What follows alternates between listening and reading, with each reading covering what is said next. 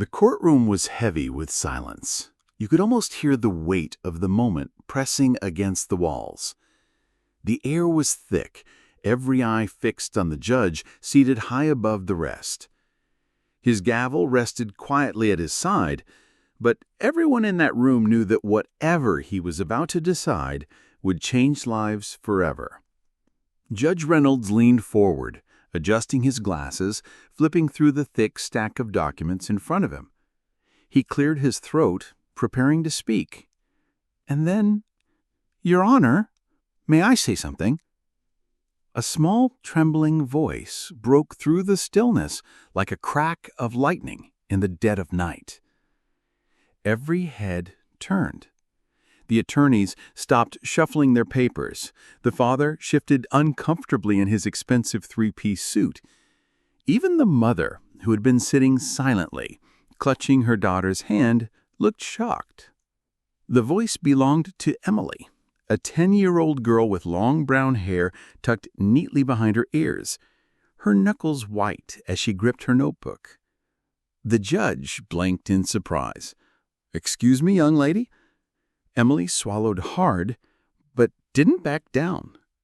I'd like to say something, please." The father's attorney smirked and shook his head, whispering something under his breath. But the judge raised his hand to silence the murmurs. "Emily," Judge Reynolds said carefully, "you do realize this is a legal proceeding. Children don't usually, they don't usually take the floor in cases like this." Emily straightened her small shoulders. Her voice wavered, but her words carried a strength that made even the cold marble walls listen. "I know, sir, but this case is about me. And if it's about me, then I think I deserve to be heard." The courtroom shifted. Lawyers shifted in their seats, exchanging nervous glances. A murmur of surprise rippled through the crowd that had gathered. Her father, sitting stiffly, forced a smile that looked more like a grimace. "Sweetheart, you don't need to do this." But Emily wasn't finished. She clutched her notebook tighter and took a deep breath. "For weeks, I've been writing everything down. Every time you said you'd come to see me, but didn't. Every time you brought me gifts, but didn't stay long enough to ask about my day. And every time Mom had to work double shifts to pay the bills because you—" The father's lawyer shot up from his seat. "Objection, Your Honor. This is emotional manipulation. She's a child. She doesn't know what she's talking about." But the judge didn't bang the gavel. He didn't stop her. Instead, he leaned forward, his expression unreadable. "Go on, Emily." Emily opened her notebook, her small hands trembling as she flipped through the pages. "These are letters from my dad." She lifted one, its edges yellowed with time. "The last one I got was 3 years ago. He wrote that he missed me, that he couldn't wait to see me again, but then nothing. Not one phone call, not one birthday, not even when I broke my arm last year." Gasps filled the courtroom. The mother, eyes glistening, covered her mouth with her hand. Emily walked slowly to the judge's bench, her sneakers squeaking softly on the polished floor. She held out the letters, her voice steady now. "I also found this." The judge took the paper she handed him, scanning it with furrowed brows. It wasn't just a letter. It was a court record. Emily's voice carried through the room like a blade cutting through glass. "My dad doesn't want custody because he loves me. He wants custody because my grandma left me a trust fund, and his company is going bankrupt." The courtroom erupted.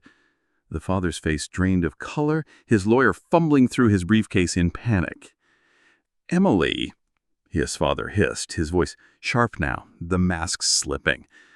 "That's enough. You don't understand."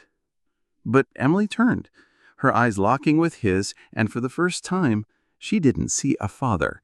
She saw a man who wanted control, a man who had ignored her for years and now wanted to use her. "I understand more than you think," she said softly, but firmly. I understand that love isn't about money. It's about being there, and you weren't." The judge leaned back in his chair, his fingers tapping against the armrest. He had presided over thousands of cases, but never before had he seen a child stand so bravely in front of a courtroom full of strangers. The father's attorney tried again. "Your Honor, this is absurd. This is irrelevant. We can't allow a 10-year-old to derail a legal proceeding with childish emotions." But the judge lifted a hand, silencing him instantly. His eyes remained on Emily. "Where did you get this record, young lady?" Emily's curled into a faintest smile. "The library. Miss Parker, the librarian, helped me. She said the truth is always there, in black and white. You just have to be willing to look for it." The room went quiet. No one knew what to say. The father's hands clenched into fists. "Emily, I'm your father. Everything I've done—" "No," she interrupted, her small voice cutting through the tension like a knife.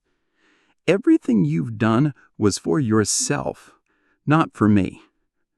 Her words hung in the air, heavy and final. For the first time, the man in the expensive suit had nothing to say. And for the first time, everyone in that courtroom realized something. Sometimes the smallest voices carry the most truth. Judge Reynolds looked down at Emily, his expression softening. "Thank you, Emily. That took incredible courage." Emily nodded and stepped back toward her mother, slipping her small hand into hers. The mother squeezed tightly, tears streaming silently down her cheeks. The gavel came down once, sharp and decisive. "This court will recess. I need time to consider this new evidence." As people began to rise from their seats, whispers rippled through the room. But Emily, she stood tall. She wasn't just a child in a courtroom anymore. She was the one who had spoken the truth when no one else dared. And the battle, that was just beginning.